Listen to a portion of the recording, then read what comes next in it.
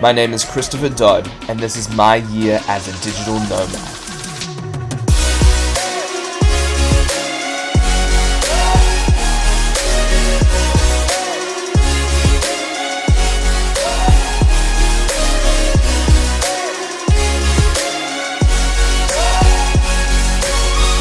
In 2016, I spent the whole first year of my nomad journey based in and around Thailand. But in 2017, I, along with my girlfriend Denise, visited 15 different countries across 5 continents, all while working remotely and creating videos along the way.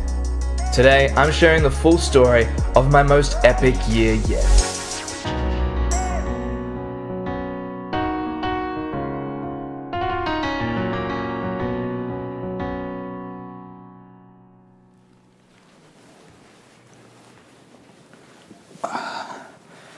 So the story begins actually right here in the Gold Coast.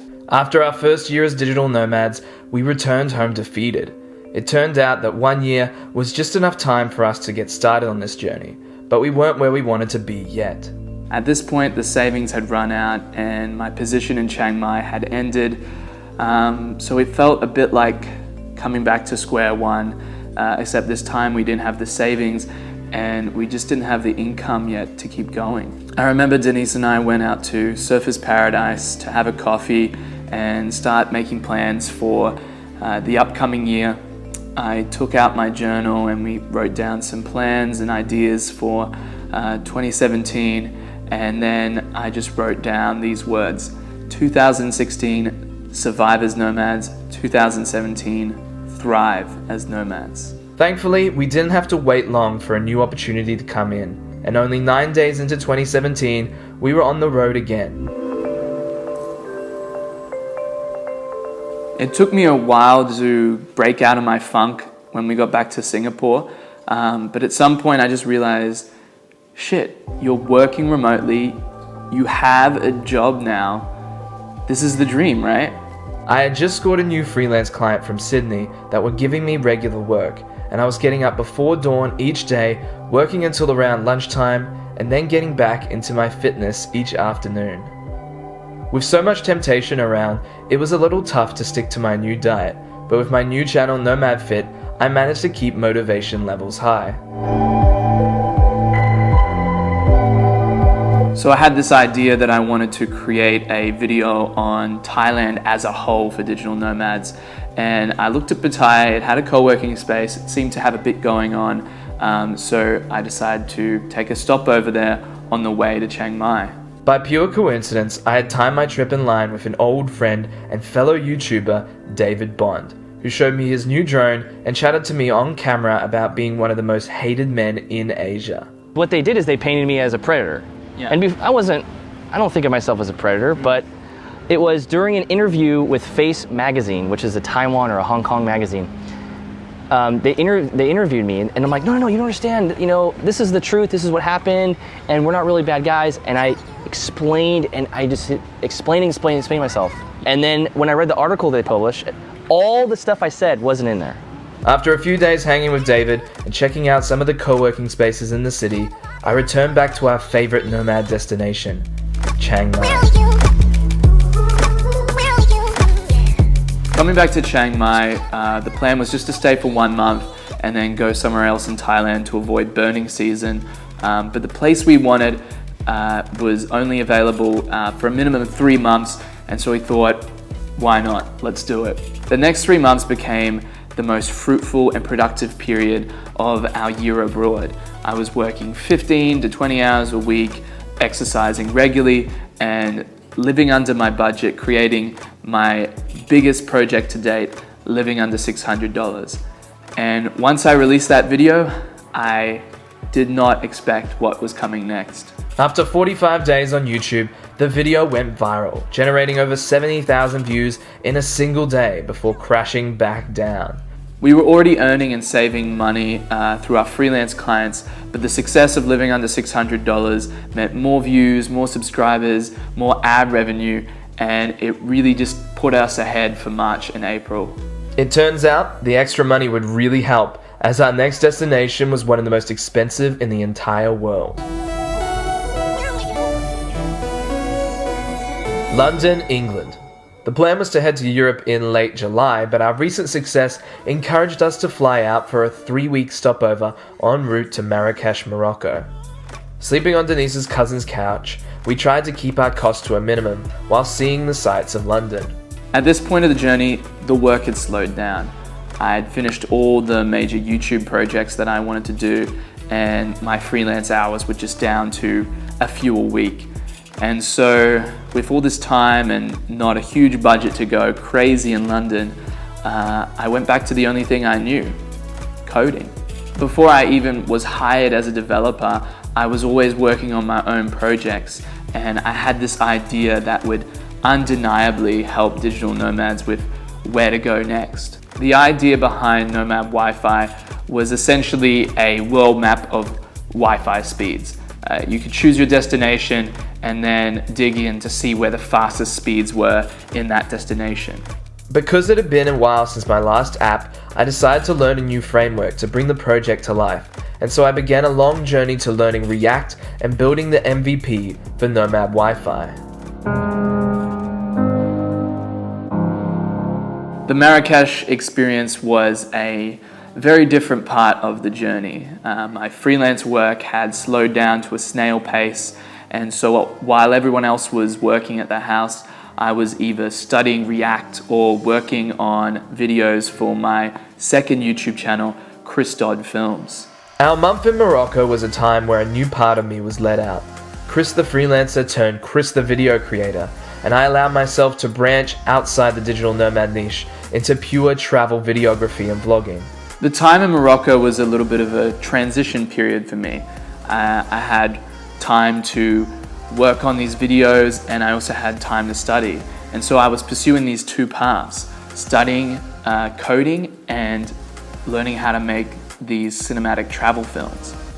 The environment in Morocco was conducive to capturing beautiful footage, but not so much for remote work. So I decided to run with it, as the next month I'd be back on the digital nomad trail.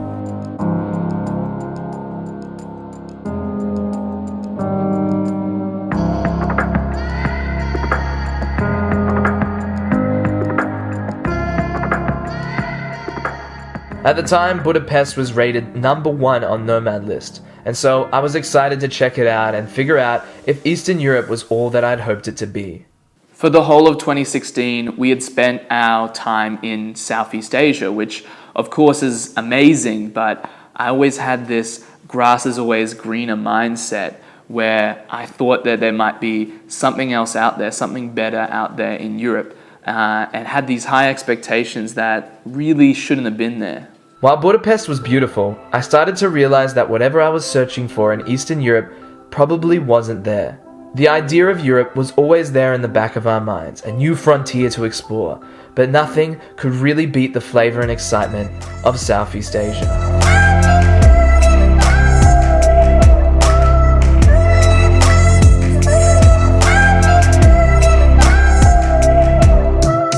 The next 3 months became a dark period in the journey for me.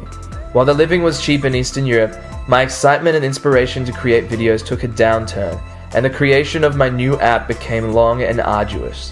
I mean, don't get me wrong, there were some distinct highlights from our time in Eastern Europe, like hanging out with Serge in his hometown, meeting up with Mitko and Sarah and Varna, and of course my trip to Berlin to meet with my old friend Ismail. But overall, it felt we were just waiting around until our next destination. Thankfully, our destination after Eastern Europe would be one of the most exciting locations we visited in the entire year. Las Palmas de Gran Canaria. A favorite amongst Europeans seeking eternal summer, Las Palmas had become one of the few places that were actively pushing for more digital nomads. For us, it was a relief to find a place we could really feel excited to be, after more than 3 months hiding out in Eastern Europe. I signed up at the gym and started working out of a cool co-working space called Co-working C, where I was able to meet other digital nomads again. I was happy with my lifestyle, but the inner conflict continued. Nomad Wi-Fi was now at MVP stage, but I wasn't convinced about continuing with the project. It was actually back in Warsaw where my doubts towards being a programmer were almost at a tipping point.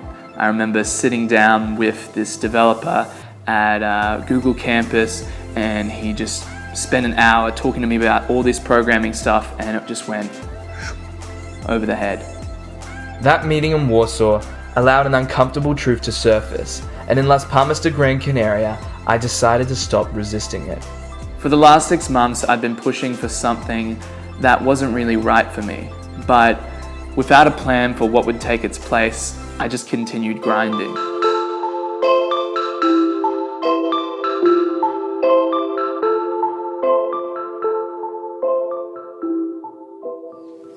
Being a remote developer was always the plan. From the moment we left Australia to become nomads, that was the plan. I would be a remote developer. But to be entirely honest, after the 2-week period where my contract had ended with my previous employer, I had something else calling me. And in Gran Canaria, I decided to let go and just accept it.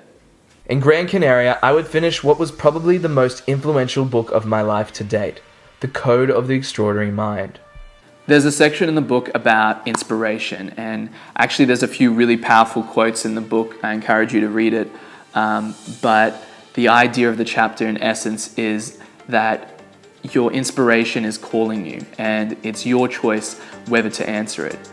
Actually, there's a quote by Steve Jobs in there that really ties it off, and I'll read it for you guys now.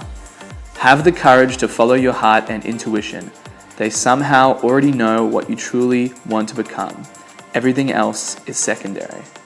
What did this mean for me? It meant, number 1, stop beating myself up about following my inspiration, and number 2, stop forcing myself to be a developer. This breakthrough to follow my inspiration would come at the perfect time, as I was just about to start 21 days of continuous filming for 2 of the biggest events in the digital nomad calendar.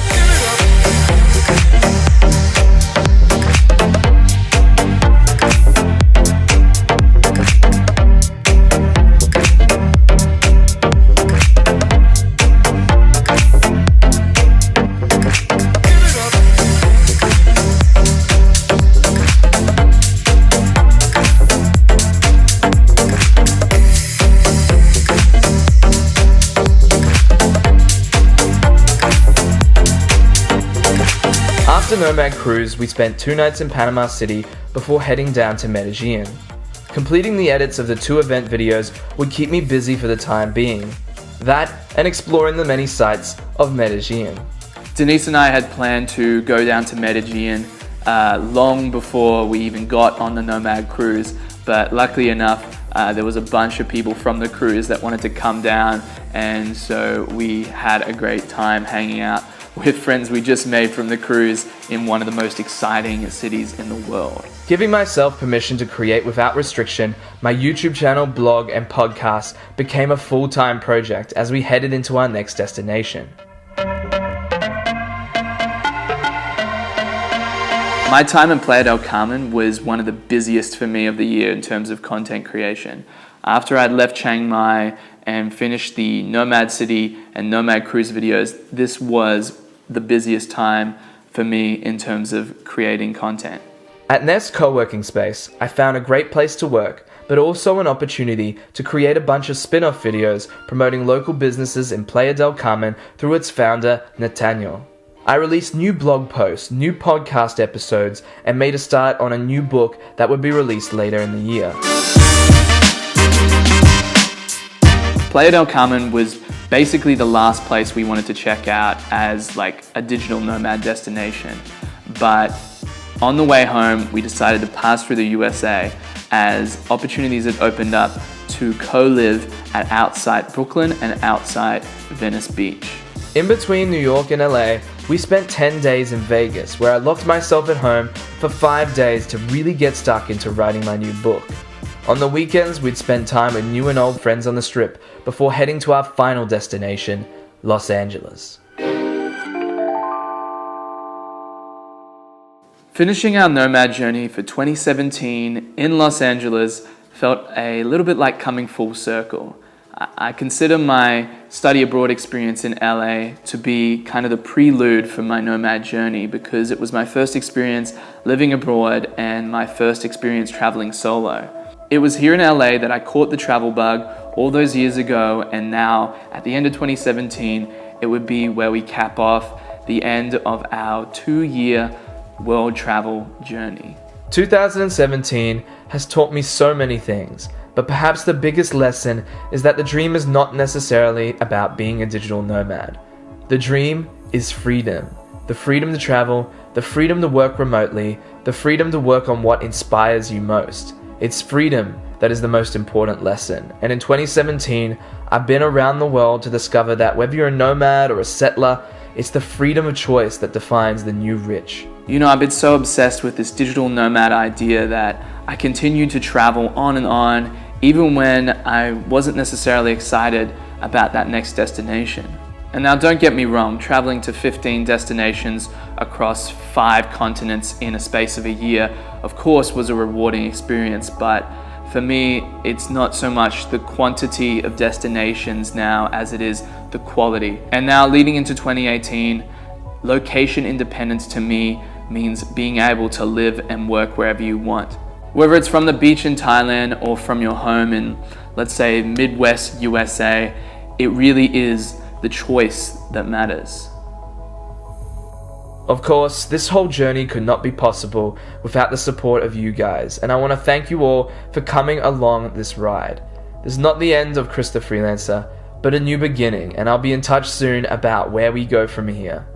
Stay motivated, stay subscribed, and I'll see you on the next video.